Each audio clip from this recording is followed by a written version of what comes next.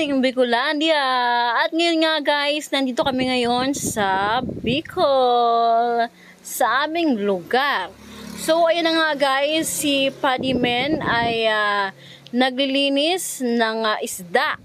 Ang tawag po dyan ay malimno sa Bicol. Hindi ko alam sa Tagalog kung anong tawag dyan eh. Basta yan po ay fresh na fresh. Naku naman yan. Fresh pa sa akin at fresh pa sa inyo.